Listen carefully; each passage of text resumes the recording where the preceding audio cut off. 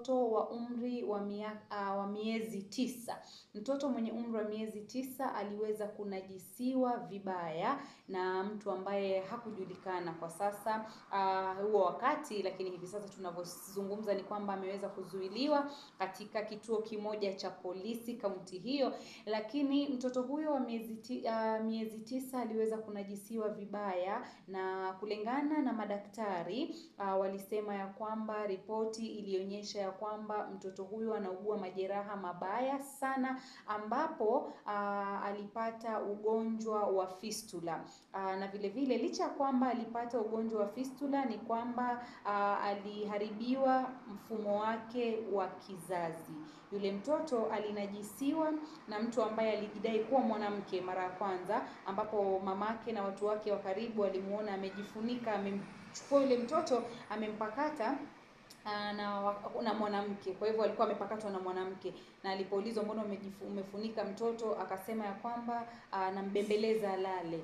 Kumbe alikuwa anamtendea kitendo cha kinyama cha ubakaji. Na baada ya muda ndipo mamake na watu wa karibu wa yule mtoto kuja kumwangalia. Mtoto alikuwa analia kwa uchungu na damu zilikuwa zinamtoka. Alipofikishwa hospitalini, madaktari wakabaini ya kwamba alikuwa anatokwa na choo katika sehemu zake za siri. Na hiyo ni kwamba amepata ugonjwa wa fistula, na pia ameharibiwa njia yake, ama ameharibiwa uzazi wake, ama ameharibiwa kizazi chake. Ule mfumo wa kizazi wa mtoto yule mwenye umri wa miezi 9 kwa sasa aliweza kunajisiwa vibaya na kuharibiwa mfumo wake wa kizazi, na pia kuambukizwa ugonjwa wa fistula kwa sababu ya yale majeraha aliyoyapata kutokana na kile kitendo ambacho kimefanyika. Ni matumaini yetu ya kwamba serikali ya kaunti ya Busia, serikali ya taifa la Kenya itaweza kuhakikisha kwamba haki ya mtoto yule imepatikana, kwa sababu ya vile ambavyo alifanyiwa kitendo cha unyama.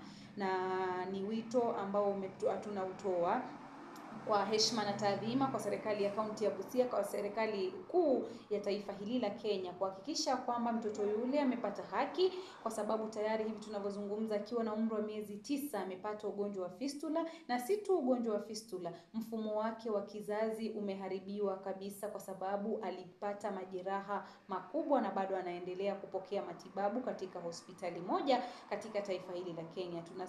Ni matumaini yetu kwamba ataweza kutibiwa na apone, na pia haki yake ipatikane haraka iwezekanavyo, kwa sababu tunasema justice delayed is justice denied. Na ni mtoto ambaye alitendewa unyama kinyume na sheria, na tunajua makosa hii si sawa, ni makosa alifanyika.